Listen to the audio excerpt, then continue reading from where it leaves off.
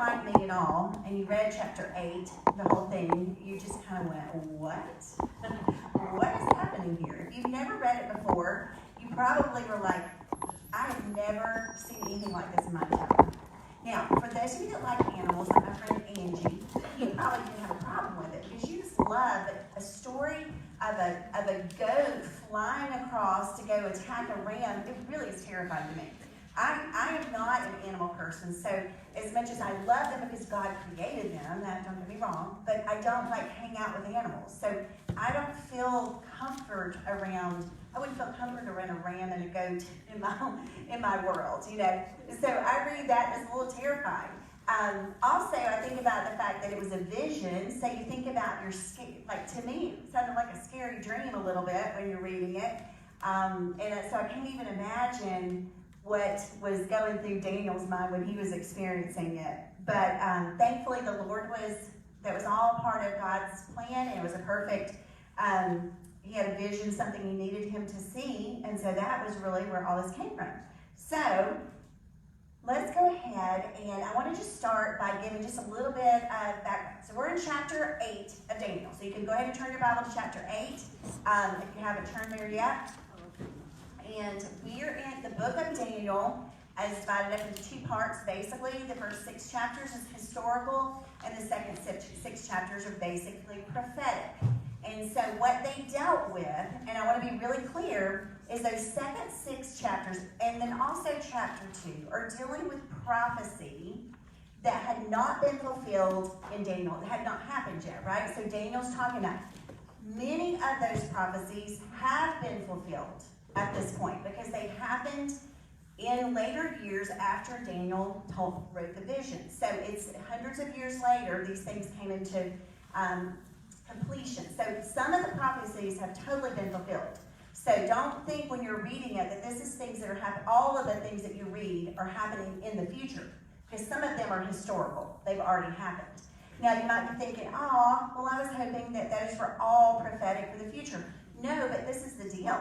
What's so great about that? The fact that some of them have already been fulfilled just confirms the validity of the Bible. So prophecy is one of the number one things that confirms the validity of the Bible. We talked a little bit about that in the very first week, but it just continues to be amazing to me that what Daniel saw actually came to pass hundreds of years later, almost in the exact detailed way that Daniel saw it in the vision. Obviously, these were symbols of what was going to happen, but very detailed and very specific to what actually happened in history. So that just shows that something supernatural was going on when Daniel saw these visions.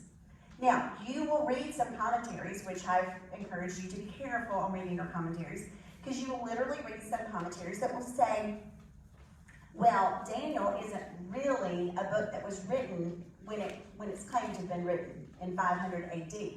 Or 500 BC. It was actually written in the 1st or 2nd century. And basically this person writes, or not the 1st or 2nd century, but sometime before at the end of BCs, like 1 or 2 BC. So there's some claim that somebody came along and said they were Daniel and wrote this. So basically they could write it like it was a vision to kind of basically say that there's no way anybody could foretell this. Because those people that say that are people who are very, very skeptical that anybody could have a vision of future events. Now remember, these are not Daniel's visions, though. Daniel didn't make these up. God gave these to him. So God is prophetic. God is the one who gives prophecy, and God is the one that knows what's going to happen in the future. Again, very encouraging to us, because God already knows what's going to happen, and not only that, God's already got it all planned out. He knows who the rulers are going to be. He's already set it in motion. These things are happening. And he's allowing sometimes evil rulers, sometimes people that are, often he allows evil rulers, people who do not follow God and do not serve him, to be in control. And he uses them for his purposes. So all of this is all really encouraging to us as believers. It should be, because it makes us feel better about the Bible, knowing that the Bible is talking about things that have already happened, which means that it proves that that the prophecies came true. And then it also just encourages that God is sovereign over all things. So he already knew who these rulers were going to be. He already knew what was going to happen to Israel, and he told them that, allowed it to happen, blah, blah, blah, blah, blah. I think you get the point. Anyway, I think it is encouraging, exciting to read it. So let's just so that first six books of Daniel are what we call the narrative, the historical part about the life of Daniel and some of the kings that he worked for. Nebuchadnezzar and then Belshazzar and Darius and Cyrus. So we have some of that. But then we also get to the second 6 books, the 7 through 12, is all prophetic. And these are visions that Daniel saw and explanations of those visions. And this is what's unique.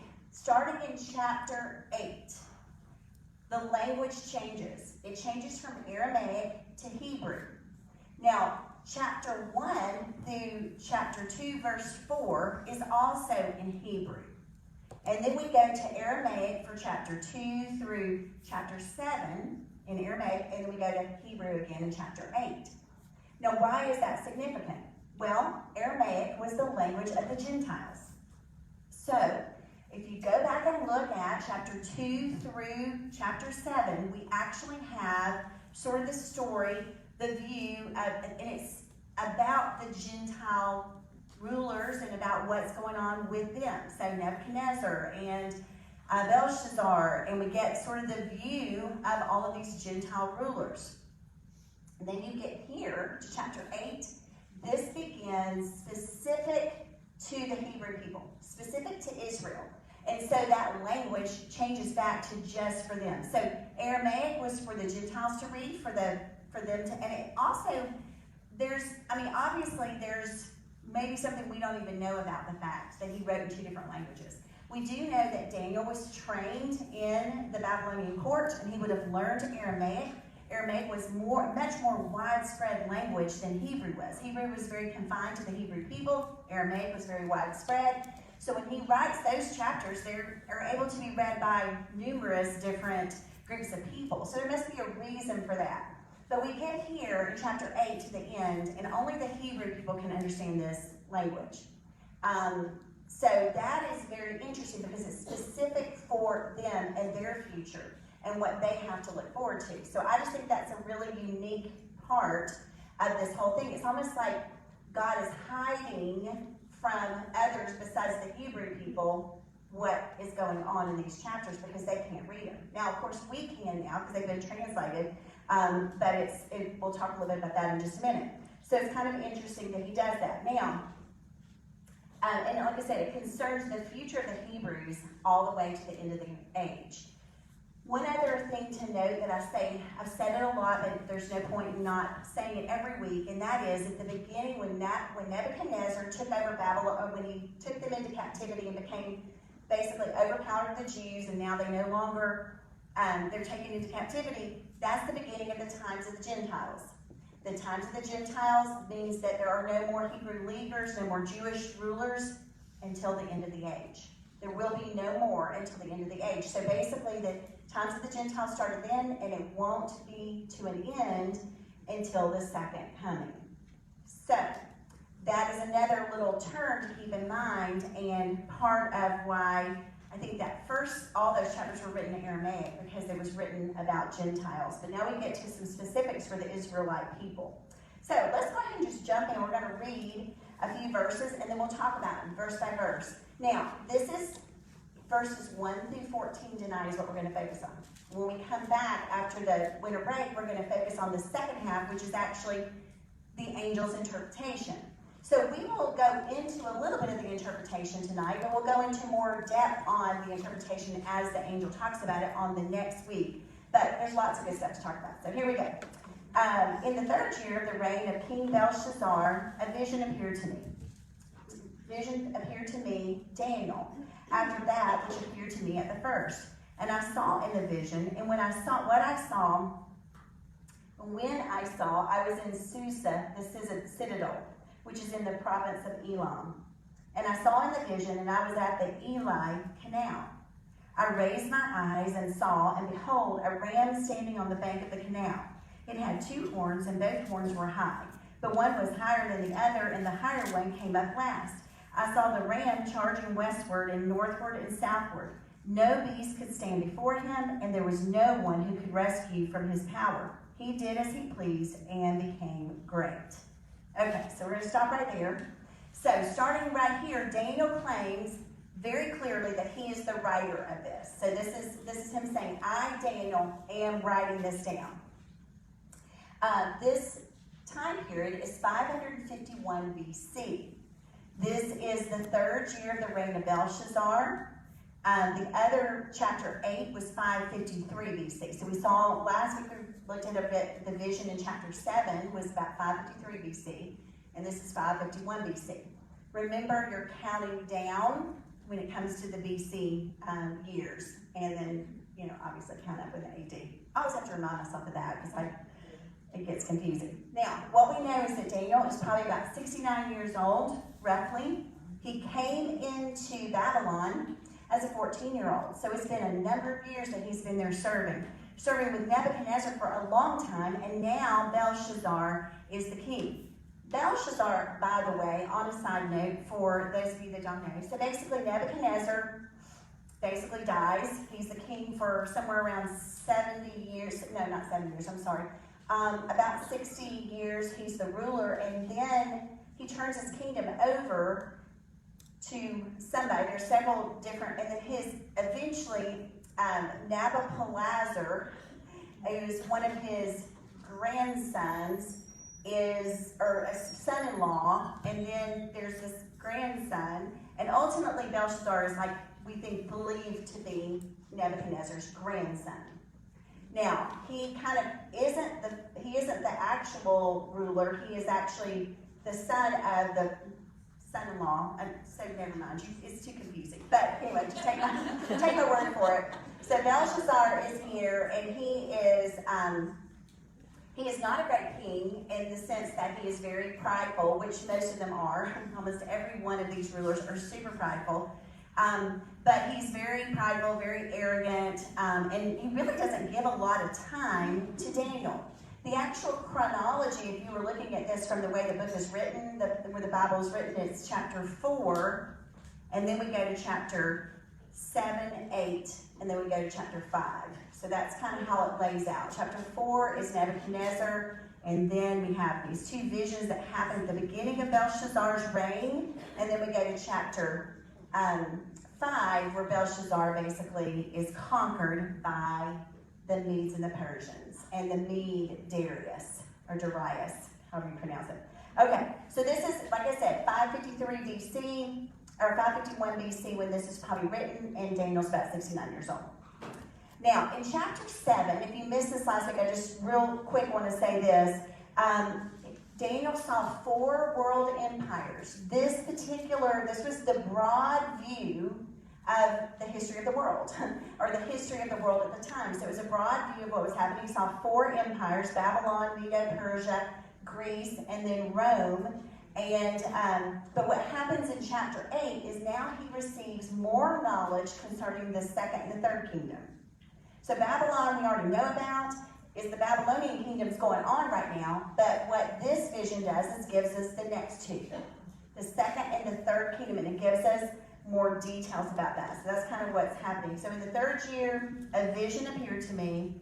After that, appeared to me at the first, and I saw the vision, and when I saw, I was in Susa, the citadel, which is in the province of Elam, and I saw in the vision that I was at the Ulai canal. Now, just so you know kind of how I roll here, is I just pronounce words, and I don't know if it's correct or not. I've been doing this since I was a little girl. I would pretend that I knew how to pronounce things, and I never acted like I didn't know. I'll never forget, like in 4th grade Bible study, I was in Sunday school or something, and they would say, "Who wants to read?" And I always wanted to read. And there would be these Old Testament words, and other kids would try to read, and they would just like, "I don't know what that means," or "How do you say that?" And I would just read them.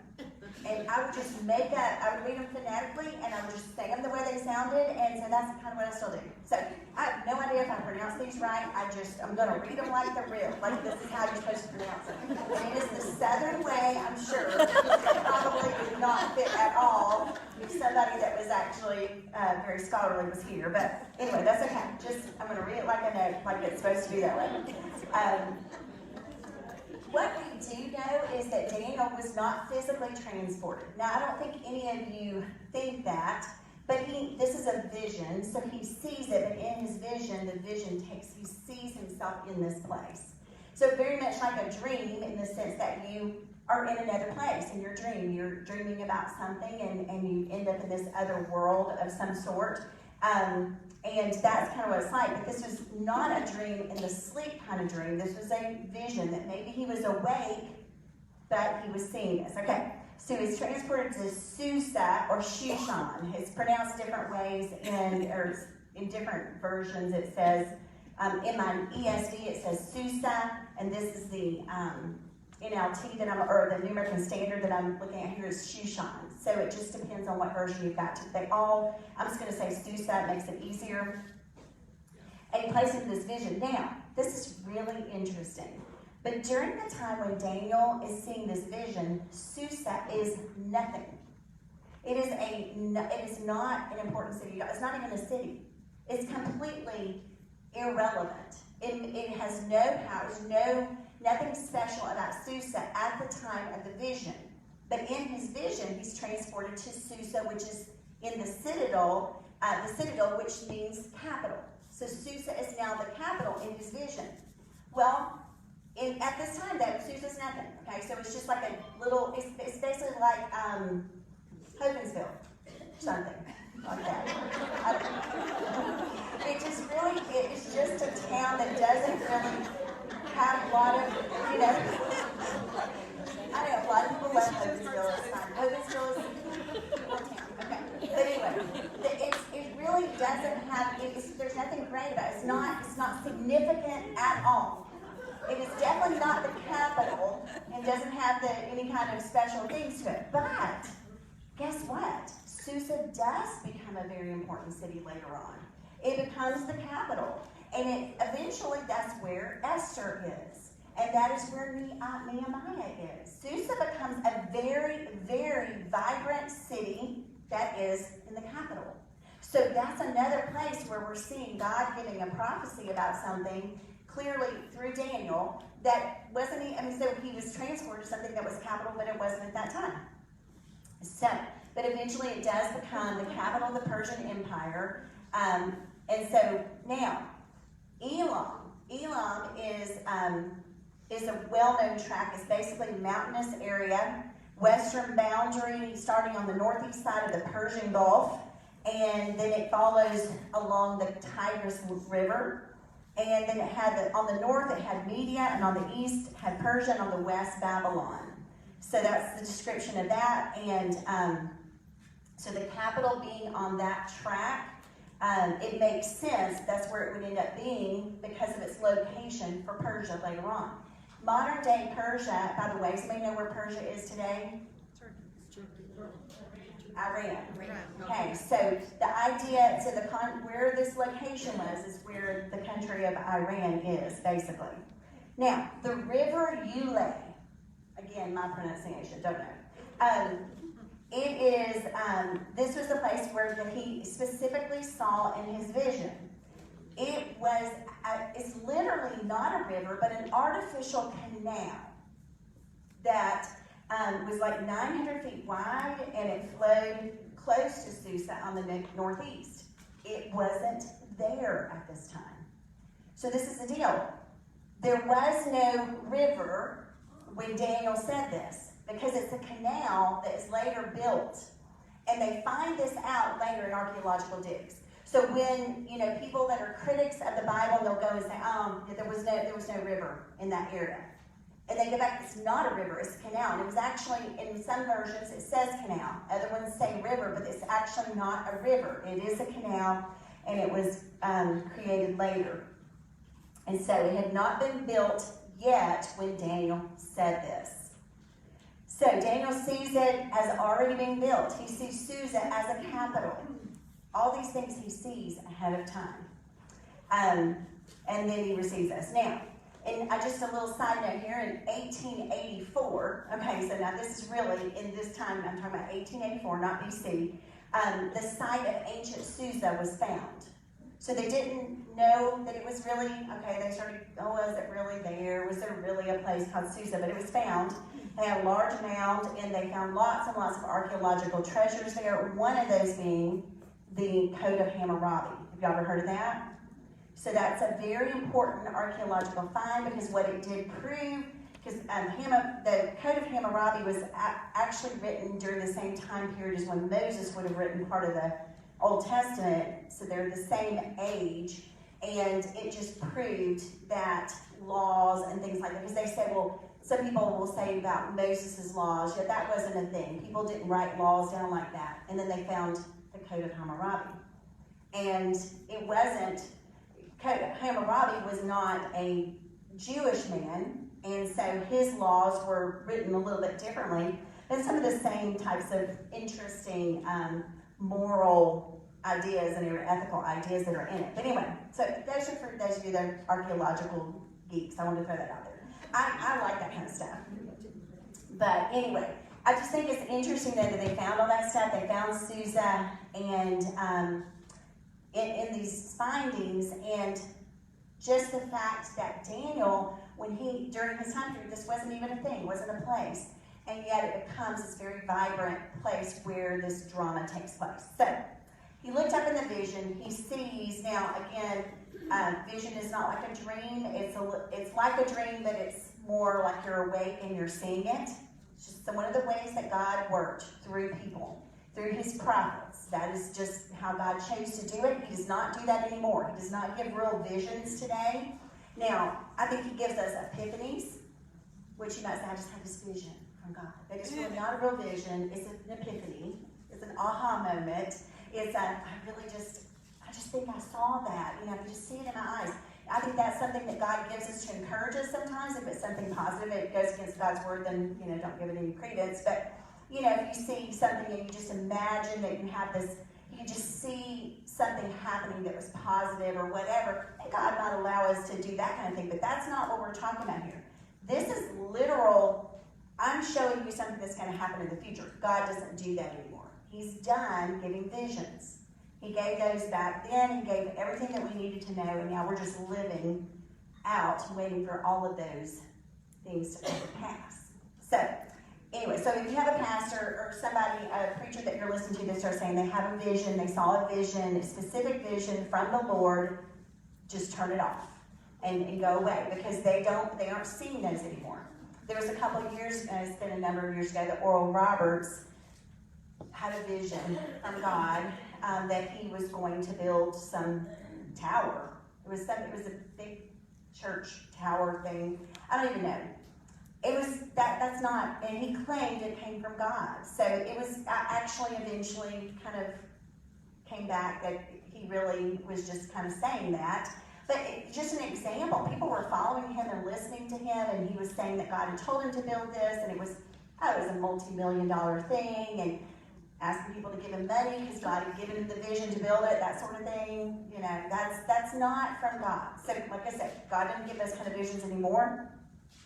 Now, he says, I raised my eyes and I saw, and behold, a ram standing on the bank of the canal. Okay, behold.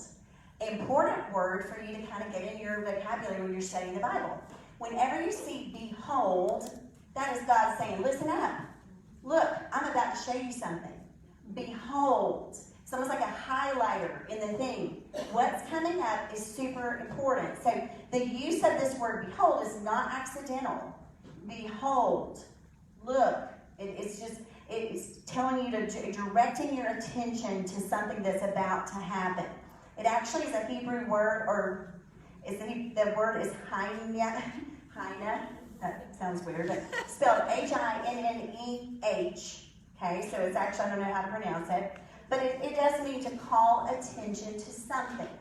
So, behold, calling attention to something, and he wants, you would think it's to call attention to something that's worth looking at. It's got some significance. I raised my eyes, and behold, a ram standing on the bank of the canal. So Daniel, in his head, is looking at, he's in Susa, he's seeing a river, he's looking around, and then all of a sudden there's a ram. There's a ram standing there. Now, the ram had 2 horns, and both horns were high, but one was higher than the other, and the higher one came up last. Okay, just take the mystery out of it. The ram is the same thing as the bear in chapter 7, and it represents who? Medes and the Persians. So we have two horns. One is taller than the other. Why is one taller than higher than the other? The higher one came up last. Okay, so one comes up first. That's the Medes. The Medes were the first group that basically they were the biggest part of the army, and they came up first as large. But then the other one comes up larger because it's more powerful, and that's the Persians. They were a force that were 2 different groups of people, but they do come together. And of course, Persia sort of usurps or sort of brings it all in together. So now we have the Medes and the Persians together. That's what the ram represents. Now, notice also the fact that it says one is higher than the other. Again, remember the bear is off balance a little bit. So same thing, same reference here to this off balance of because one is stronger than the other. Persia is stronger than the Medes. So now what is interesting about this is that the ram actually is a representation of the Medes and the Persians. So when one of the rulers would go out to battle, he would not wear a crown, he would wear a ram's head. So this is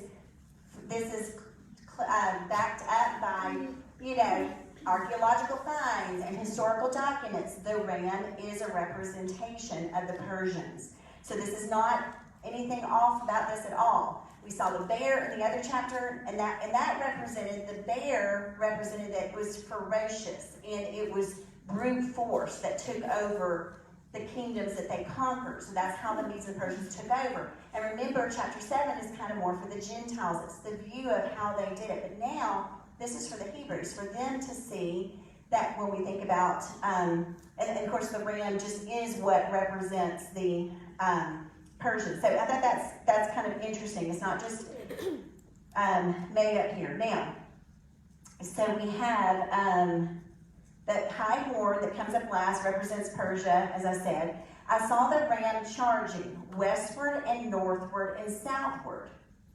Okay, so that is how the Medes and the Persians conquered. They conquered from the west, from the north, and from the south, but they did not go east.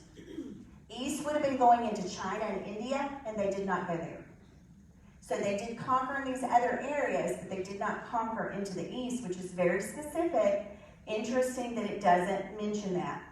I said no beast could stand before him, and there was no one who could rescue from his power. So the Persians were a very powerful, strong group. The history tells us that, like I said, the media rose up first, and then the Persians, who were larger and stronger, overshadowed them. And the kingdom is eventually called the Persian Empire. It's not really referred to too much by the Medes and the Persians. So in history books, you're going to hear about the Persian Empire. You're not going to hear about Medes and the Persians. But we just know that was originally the beginning of that empire. It eventually became a united kingdom. And then also when you find in, like I said, antiquities, when you look into archaeological digs, you will find a ram on the coins that are Persian coins from that time period. So that's another place where we can see that. I'm going to talk a little bit more about this next week, so I'm going to keep moving, about the ram and all of that kind of stuff, because there's some more interesting parts to it, but I'm going to save it for next week, or the week after. Okay, verse 5 through 8. So, as I was considering, let me see, did I read all that? Yeah. He did as he claimed, became great. Now, back to this moving westward. Let me tell you a little bit more about their direction for just a minute. So they moved westward toward Libya, which is in Ionia, Thrace, and Macedon. These are all places you may not recognize the names. You'd have to look at an ancient map to see what they look like. And then they moved northward toward the Caspian Sea, and the Oxus Valley, all the way up to the Aral Sea, and then they moved southward toward Babylon and towards Egypt. But they did not move eastward toward India and China, as I said a minute ago. So and that's the truth about them historically. So just as the scriptures say, they did not move east, which I think is super interesting about that. So again, when we look at this, what it does is it solidifies the power of God's word. The fact that it is so spot on about how this ruler took over. And the fact that it was uneven. We have the Persians that were stronger. The fact that they did not go to the east. All of that is legitimate, and it actually backs it up. So it's almost like prophetic and almost historically impossible for somebody to, it is impossible for anybody to have looked ahead and seen that unless it was divinely inspired. So God is showing the Israelites, or the Hebrew people, what was going to happen, what was going to happen in the future. He was giving that information to them. Now, get to verse 5. As I was considering, so you're sitting there, looking at this, thinking, that's what I'm thinking, like, what in the world? Behold, a male goat from the west across the face of the whole earth without touching, behold, a male came from the west across the face of the whole earth without touching the ground. And the goat had a conspicuous horn between his eyes. He came to the ram with the two horns, which I had seen standing on the bank of the canal, and he ran at him in his powerful wrath. I saw him come close to the ram, and he was enraged against him, and struck the ram and broke his two horns. And the ram had no power to stand before him, but he cast him down to the ground and trampled on him. And there was no one who could rescue the ram from his power. And then the goat became exceedingly great, but when he was strong, the great horn was broken, and instead of it, there came up 4 conspicuous horns toward the 4 winds of heaven. Okay, now like I said, when I first read this, I was like, what in the world? God, the first time you read it, you have to think that. Yes. You just like, what, I don't even know. This is the craziest thing ever, unless you realize, until you start studying, that this is history. And this is actually just a symbolic representation of a historical event that happened. So, I want to remind you that when we're studying symbolic language in the Bible, this is super important to remember. We do not want to let our minds go in 1,000 different directions but those symbols can be very confusing. So let the Bible help us with our literal interpretations. Let's don't try to go off. Now, what's helpful is that a few verses from now, the angel Gabriel is going to tell him exactly who that goat represents. But even if we didn't have that, we can also know that in the other parts of the Bible, the male goat has power. It's a powerful animal. It's been used to represent leaders. And so that has actually been in other places in the Bible. But specifically later, we will see when we get to verse 20, I forgot what verse it is in there. And the next section of verses, it will tell us who the male goat is. But we want to make sure that we get literal meaning by examining the piece that we're looking at for context clues and comparing it with related parallel passages that use similar symbols. So you can find similar symbols that have definitions defined. So you just really don't need to make God's word that hard. That's the whole point. You don't need to be scared. You may take you some time because you got to dig and find these other connections in other places in the Bible. But don't let the symbols mess you up because they are usually always defined in some place in the Bible. And sometimes right there in the passage or not far from it, which is what happens in this particular one. So, we don't have to guess at the interpretation of the male goat because it tells us in verse 21, which we're going to talk about next week, the male goat identifies the shaggy goat as the kingdom of Greece. So what happens is when the Medes and the Persians were conquered, they were conquered by the Greeks and specifically Alexander the Great. So Alexander the Great is exactly as he's been told to be one of the greatest military leaders of all times. Military groups, I'm told, still study his military tactics. he was so intelligent, so incredibly insane too, yes. Yes, he's incredibly insane. But Alexander the Great, he was very young, so he was 21 years old when he takes over power. But we'll talk about that in just a minute. I'll tell you a couple more things about that. But this male goat does represent him. And when he comes very fast. So remember, he's represented by the leopard in the chapter 7. The leopard is a very fast animal, with wings even. The leopard with the wings represented Alexander the Great in chapter 7. Now we have him represented by the male goat that is moving on the air, basically flying across the air. So it's that speed with which he comes and devours and demolishes the people that he's going to conquer. And he did that to the Medes and the Persians, of many others as well. So he spreads all over the known world. If you know anything about Alexander the Great, he really does conquer most of the known world at that time. He becomes the greatest, like I said, most powerful ruler for a short time. It doesn't last for very long because he is very prideful and lots of things happen and he doesn't live very long, as we just saw. The great horn was broken. And he becomes very strong, and then it was broken and it breaks up and all that kind of stuff. So we'll talk about that in just a minute. So 200 years after the vision that he sees here, when Alexander the Great, 200 years after the vision, Medo-Persian Empire comes into power, and then you see their fall. And then it's another, let's see, what's the actual date here? It's in like 100 and something BC when Alexander the Great takes over. I have that date somewhere. The goat was a symbol of Macedonia. It was a symbol of the Greeks. They used the goat. They would basically, the first Macedonian king, the first Greek king was Cheremus, and he was Macedonian king, and he took a goat for a guide and to build the city. And then he did, and then had a herd of goats and made that the capital. And so when Alexander the Great was 13 years old, his father, Philip of Macedon, decided that he needed a first-class teacher, that Alexander the Great needed a first-class teacher, and so he chose Aristotle. I don't know if you knew that, but he was trained by Aristotle, and Aristotle believed that slavery was natural and that all barbarians, which were the non-Greeks, were slaves by nature. And so that was consequently, that it was only right that Greeks should rule over the barbarians.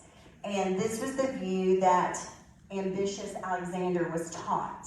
So that was a little bit that what drove him were some of these teachings that he got from Aristotle. Now, after the death of his father, Alexander basically had to get into submission all of the city-states of the Greeks. And so he goes and he basically whips them all into shape and gets a control with them with a characteristic speed and thoroughness. So he just basically went in there and cleaned the house, just got everybody under his control. That's kind of how he rolled all the way along. And then he had this uncanny trait of the ability to see an enemy's tactics. It's another thing that he's supposed to be famous for. So he could see what the enemy was going to do. So he was able to come up with plans to go around them, and he basically is known to be very ruthless in much of his attack. He took people as slaves. He was known as a butcher. I mean, there's a lot of things about Alexander the Great. He sounds really great. He called himself great, right? So Alexander calls himself Alexander the Great. I mentioned last week in the in chapter 7, when we talked about Alexander the Great, when there was a battle, somebody took to Alexander the Bible, and he saw that, or not the Bible, but the Hebrew scriptures, that actually, Daniel's prophecy, and he said, yep, see, I was supposed to be in control. So he followed, and he called himself, the leopard, and the winged leopard became one of the symbols that they used in their courts as well. Anyway, or in the Greek cities. I was just reading a few things about Alexander the Great because but he is known as one of the greatest military strategists, and I said 100, but it was 356 BC was when he was born, And I think he comes into power when he's 21 and he dies when he's 33. Okay, so he doesn't stay in power very long. He takes over, he goes fast, he takes lots of people under control, controlling most of the known world, and then it's all over with when he becomes an alcoholic. And basically, there's lots of different, I've studied so many different things, and I read a lot of different versions of how he died. But most of them all confer that there's some sort of alcoholism, that he was drunken, in drunken state when he died of some sort. So took a cold, went out and got pneumonia. I read the same thing about Edgar Allan Poe though, so I don't really know. There's so many stories out there. It's the exact same story about Edgar Allan Poe, being an alcoholic, and he was out and got pneumonia. So see, I don't know which ones. I think maybe they both died the same day. Who knows? But anyway, it's something like that. But it only lasts, his power, the whole point is, his power doesn't last forever, which is exactly what we see over and over again in history. It just continues on. So people, they can have power for a certain amount of time, but eventually it's going to come to an end because nothing lasts in this. You can't have power for your whole entire life. But it says that when we read the male goat moving across the surface of the whole earth without touching the ground, it's really a perfect example of the swiftness and the ability of Alexander the Great to go conquer. So he just kind of flew across the land. And like I said, his strategy is still being used today. This is, I'll read what it says. He became an alcoholic, got drunk one night, and got soaked in a rainstorm. This is one part of the story. As he got into his bed, he did not change his clothes, caught pneumonia, and then he had malaria and alcoholism. And he died somewhere around 32, 33. In the city of Babylon, so it was in 323 BC that he dies. At this point, he owned the whole world, and it just wasn't enough. And you know, he, along with many other rulers, are great examples of how it doesn't matter how much money you have and how much power, because Belshazzar, same thing happened to him. He became prideful, and he ends up being taken down by Darius the Mede because he was prideful and said, I'm the king of the whole world, you know, when he was over Babylon. Nebuchadnezzar did the same thing, and God made him an animal and turned him into a beast. So all these things we just see over and over again, which just reminds us that really comes down to this word pride. And pride goes before the fall, and that is a verse in the Bible, because God does not he does not have a lot of time for people that live in their prideful ways like that. And so when Alexander the Great died, his glory and power comes to an end, and his kingdom broke into pieces. Now this is what we saw, right? So we have the horn. When the horn was destroyed, they broke into 4 pieces. Let me read that scripture one more time here. It says, and the goat became exceedingly great in his own eyes, but he actually had a lot of power too. And then when he was strong, the great horn was broken. So at his very height of power is when he dies. So he's prideful, is a very height of power, but then he dies, it's broken, and instead of one horn coming up, there came up 4 conspicuous horns toward the 4 winds of heaven.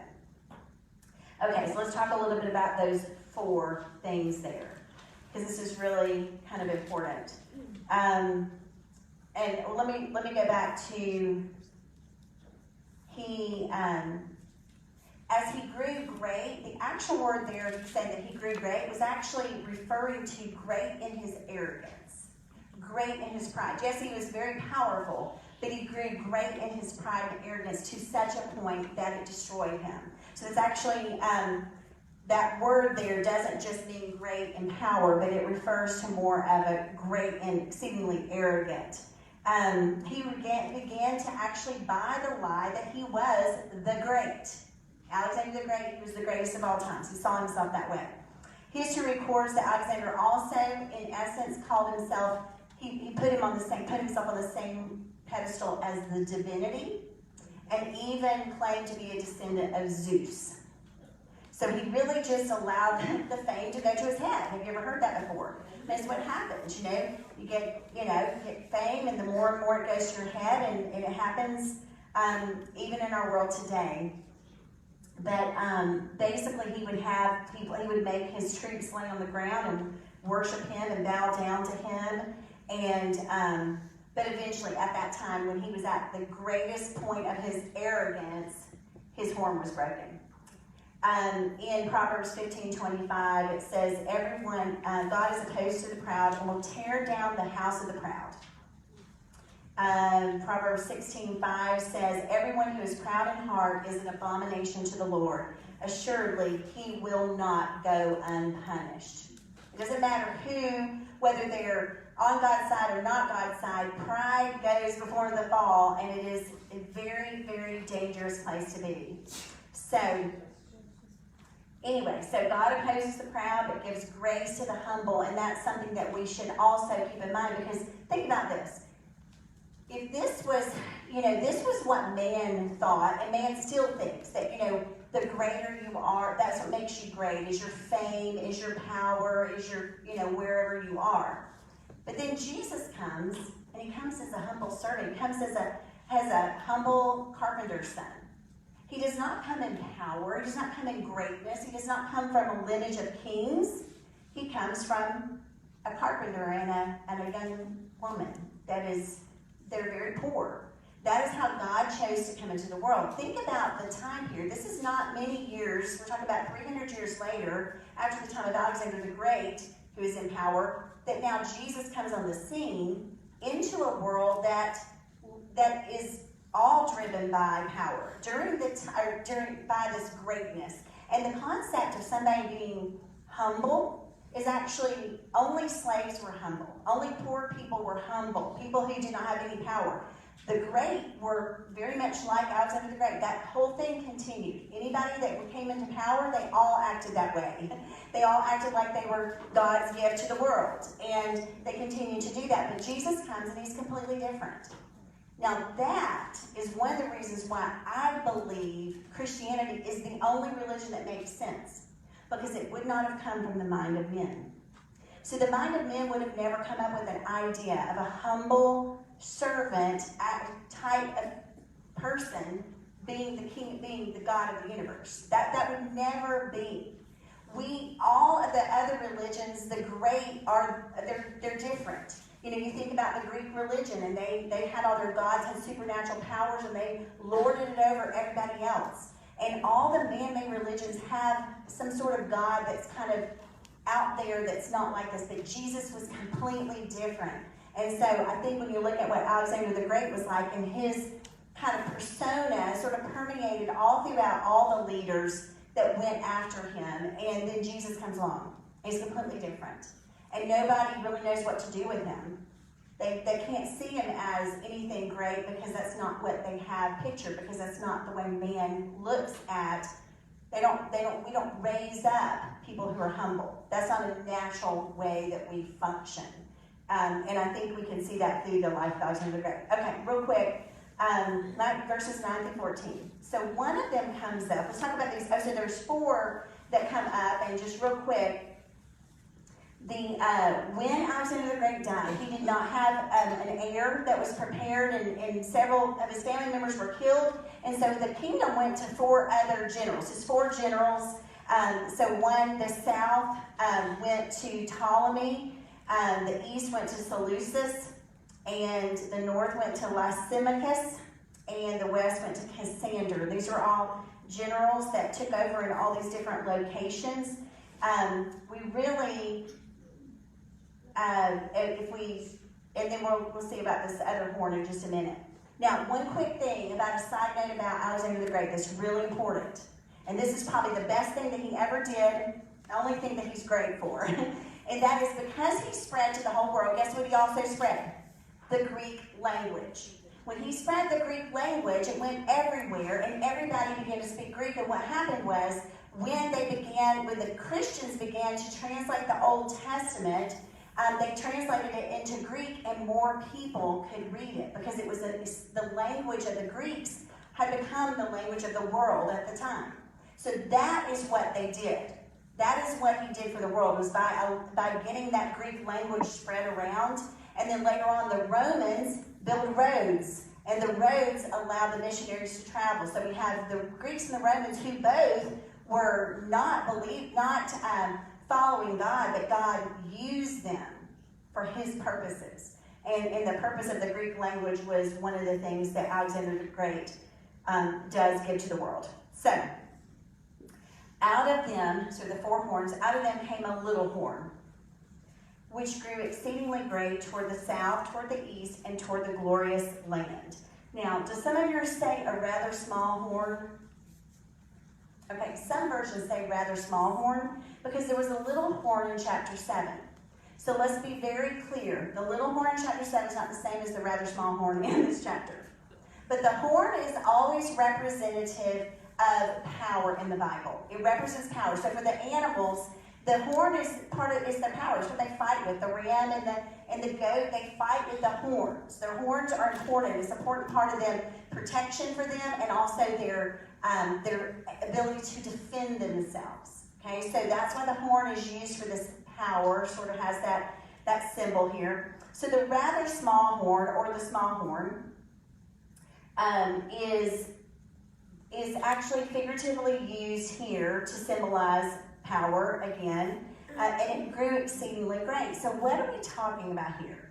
And we will talk about this a lot more next week, because I think it'll make more sense as we read, or week after next, as we read Gabriel's interpretation of this, and as he explains to Daniel what all this means. But this word small here does not just mean, it's the Hebrew word for small, salir, doesn't just mean little, but it also contains the idea of insignificant. So this is it's a small horn because it's insignificant. Even though this ruler comes up, he's not really that important, but he is important for the Jews to know about, because he becomes an extremely destructive force for the Jews themselves. So this represents a leader. Did any of you pick up on who the leader is? And it says to the beautiful, by the way, it says toward the south, toward the east, and toward the glorious land. What's the glorious land? Israel. Okay, so he's pointing towards that. He's coming from that, and there's very few theologians that disagree with this. There's lots of theologians that disagree on a lot of other things about Daniel and about these prophecies. But the one thing they don't disagree on is most all of them agree that we're talking about a leader, a ruler by the name of Antiochus Epiphanes. And he is a very insignificant ruler that comes up, and insignificant, he isn't known for a lot of things, but he becomes known to be extremely prejudiced against Jews, and he very much persecutes them to a major degree. And that's what's going to happen. So Antiochus Epiphanes is his name. He lived in 175 to 164 BC, and it was one of the most horrible periods in history for the Jewish people. And he basically, the Jewish people and those who claimed to be Christians were very much persecuted. He killed thousands of them, put the rest of them into bondage. It became a time known as not the Great Tribulation, but it was a time of tribulation for them. So when Daniel gets this vision, God is telling the people, so he's preparing them for this tribulation that's going to come. Eventually, in several rulers from now, so they first have, so specifically, Alexander the Great wasn't necessarily negative towards the Jews, and neither was, they didn't do anything, but when he dies off, and this king, Antiochus Epiphanes, comes into power, he does have some major persecution against the Jews. Now, what it says here in this verse is it says, and some of the host, so it grew great even to the host of heaven. And some of the host and some of the stars it threw down to the ground and trampled on them. Okay, so let me just clearly tell you what this is talking about. The host is not talking about angels. There are some people who will say it's the angels, but most scholars, not most, but some theologians and the ones that I'm reading and studying say the host refer to the Jewish people. So so some of the host and some of the stars, and the stars also referring to the Jewish people, threw down to the ground. So the host would be a group of them, and then the stars also represent the Jewish people thrown to the ground. So basically, they began to fall away from their religion because of his persecution. Because of the tribulation they go through, he causes some of them to, and he tramples them down, or kills some of them, kills a lot of them. But then he also, it says he became great, even as great as the prince of the host, because he puts himself up there as equal to God. He calls himself God. There's actually some of the names he gave himself. Let's see, I have it down here. He called himself Theos Epiphany, God manifest. And but the Jewish people had a name for him. They called him madman in Jewish, in Hebrew. So he was a madman for sure. Now I'm going to read just a little history of him in just a second. So it says the prince of the host. The prince of the host would obviously represent God. So he made himself and tried to make himself equal to God, or called himself that. The regular burnt offering was taken away from him, and the place of his sanctuary was overthrown, talking about God's. So basically what happened is they stopped doing the sacrifices during a time period when Antiochus was in power, and they stopped doing the sacrifices. They stopped reading the word. It would throw the truth to the ground, representing the scriptures. And during this time, that was what was going on. So there was going to be this is what's going to happen. Now, we will talk more about next week when we actually get the actual interpretation, but that's what it's referring to here. He was the 8th king of the Seleucid Empire to the north. He came to power in 175 BC this is how Antiochus came into power, by murdering his nephew, and then he dies off in 164 BC. So it's not a long time period that he's actually in power. During those years, he gets strong, he invades Egypt to the south, and Armenia to the east, and against the glorious land of Jerusalem, as we see. So that's eventually what happens. During this time period, some of the things that he did a lot of horrible things, but one of the things he does is he slaughters a pig on the altar. Now, the altar of God. And a pig is an unclean animal, so he slaughters that pig, and that's the abomination of desolation that you've heard about. So we will talk about that more later, because Jesus talks about it, refers to that abomination of desolation. And then we're told that he will prosper for a time, and that time is 2,300 days. And it actually explains that. I want to give you one little interesting note about that 2,300 days. In that verse, let's see, which you probably, some of you I bet found this already, because it's an interesting little fact. Hang on just a minute. This is what happens. I always lose where I am. Okay. It will be thrown to the ground. It will act and prosper. I don't know where my verse is here. Let me look. In verse, throw to the ground, it will act and prosper. Then I heard a holy one speaking. So let's wrap this up here. Heard a holy one speaking, verse 13, and another holy one said to the one who spoke, "For how long is the vision concerning the regular burnt offering, the transgression that makes desolate, and the giving over the sanctuary and the host to be trampled underfoot?" So the host, here we're talking about, these are probably angels talking to each other in the vision, saying, how long is this going to last? And the answer is, for 2,300 evenings and mornings, and then the sanctuary shall be restored to its rightful state. So there's actual a time period that's explained here. Now, I will talk a lot more about a lot of stuff next week about all this. But let me just give you a couple of interesting things here as we wrap up some of this tonight. Okay, so one thing was that 2,300 days, just a quick little note here. If you add all that up, what happened is some people wanted to say that it was 2,300 years. So 2,300 years, and so they make a plan, or they kind of add it up and find out that if you go to 2,300 years,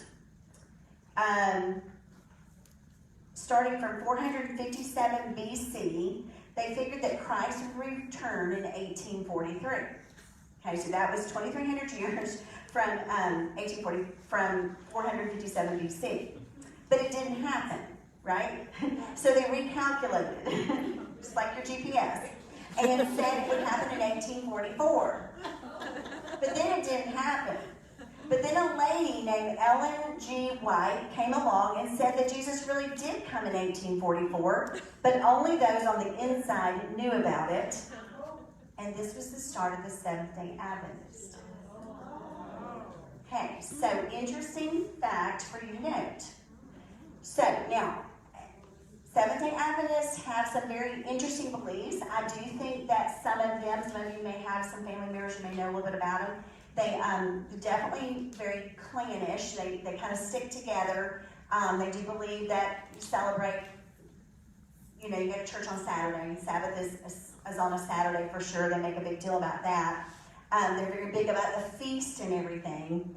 But this fact right here is very suspect to what we can believe about like their beginnings. Because this woman who claims this is not telling the truth. It's not true. But because we know it's not true. We know Jesus did not return. This is not true. So this is what the beginning of the church was. So that would be how I would have to ask some questions from somebody who was a Seventh-day Adventist. I would say, really, how did you start? And did you start built on something that's not true would be a little scary for me. I do know that many Seventh-day Adventists do believe the gospel to a certain degree, but they're kind of works-based as well. A lot of things you have to do, a lot of rituals you have to continue doing with the Old Testament. They connect a lot to the Old Testament. Anyway, I'm not going to say a lot about stuff that I don't know too much about, but I do know this is a fact about that 1844. This is kind of interesting. Now, the 2,300 years, those commentators would say if there's 2,300 literal days, then these events would have lasted for 6 years.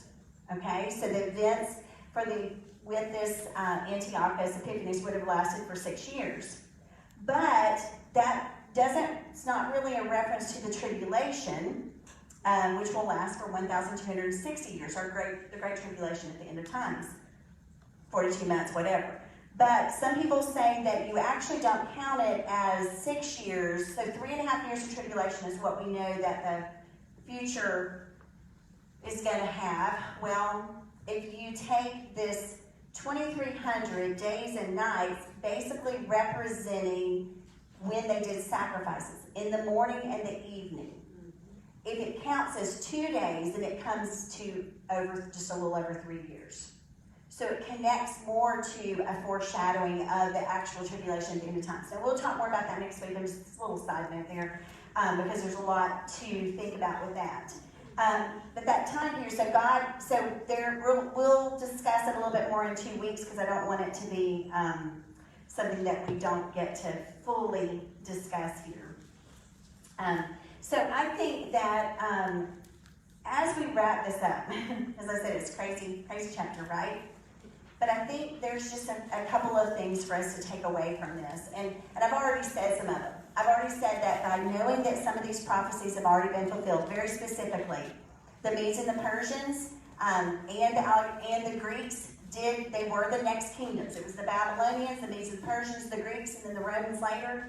Alexander the Great does represent all the things that are on here. All of these symbols are symbols that were used by these kingdoms to represent them. So these places like Susa and all of that just more and more solidifies that the Bible and this prophecy from Daniel was really from God, giving him something that was future happening, preparing the Israelites for what was going to come. Because this time with whatever his name is, Epiphanes,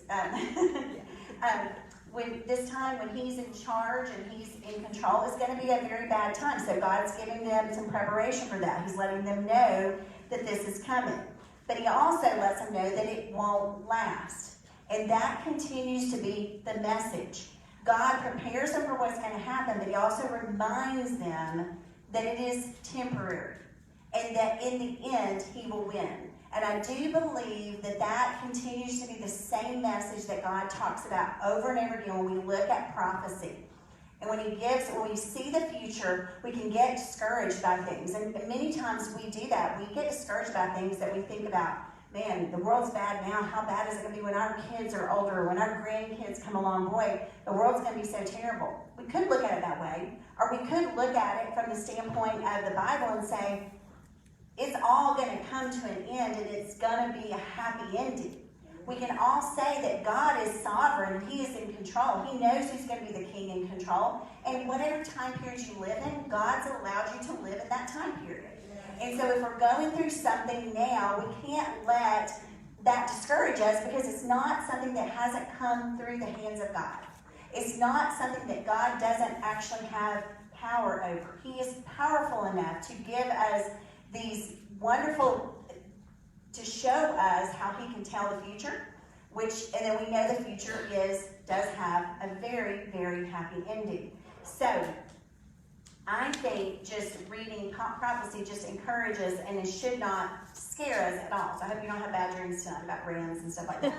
What got me really excited was all of a sudden I realized, that ram with the one horn, just first I thought, it's kind of like a unicorn. So maybe there are unicorns, because but anyway, but don't let these visions get you scared, because they should not scare us. For those of us that are believers, all of it is an exciting future that we have ahead of us. I want to read one last verse and then we'll wrap it up, because I think it's always good to end on a happy note here, a more powerful note.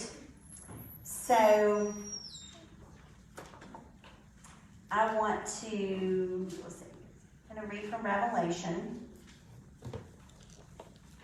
and I'm just going to read a passage here from, and we will continue to go back to Revelation. As I mentioned, we've got a lot more ahead of us that will connect with Revelation. So this particular chapter, in all fairness, guys, is a little bit more difficult than some of them, because it's just really about history, and it's hard for us completely, fully wrap around it. But like I said, things like, looking at God's power, and also about pride, and just a reminder that, nobody stays great forever, and it's all false if God's not behind it, all of those things. But we get into a little bit more, we'll get into some very specifics in chapter 9 coming up, that are going to be really exciting about a lot of things about the end times. But let me just read this in chapter 21, and because I think it's encouraging here. Chapter 21, we'll just look at verse, I'm just going to start. Then I saw a new heaven and a new earth, for the first heaven and the first earth had passed away, and the sea was no more. I saw the holy city, New Jerusalem, coming down out of heaven from God, prepared as a bride adorned for her husband. And I heard a loud voice from the throne saying, Behold, the dwelling place of God is with man. He will dwell with them, and they will be His people, and God Himself will be with them as their God. He will wipe away every tear from their eyes, and death shall be no more. Neither shall there be mourning, nor crying, nor pain any more, for the former things have passed away. And in verse 5, And He who was seated on the throne said, Behold, I am making all things new. He also said, Write this down, for these words are trustworthy and true. It is done. I am the Alpha and Omega, the beginning and the end. To the thirsty I will give the spring of the water of life without payments. The one who conquers will have this heritage, and I will be his God, and he will be my son. And we're going to end there. Amen. So if you get discouraged, go read chapter 21, those first 6 verses, because that is the future. That is where it's all going to end, and it's going to end good. So we don't need to ever get discouraged about anything that's going on in our world today. So let me pray. Heavenly Father, I thank you so much for your word that is filled with so many interesting and really exciting things, as well as challenging at times. But God, I pray that you would just help us as we continue to study this prophecy from the book of Daniel, that we continue to try to wrap our brain around it, Lord, that you would just give us wisdom and insight into it. Lord, you would help us to understand it in a way that would help us just be able to make application where there's application necessary, and just give us understanding where we need understanding. Lord, we are just so thankful for who you are and for what you've done for us. And we thank you for these words in Revelation that give us so much encouragement about the future. And we just thank you that you are seated on the throne and that you're making all things new. And we love you and we praise you. In Jesus' name we pray. Amen.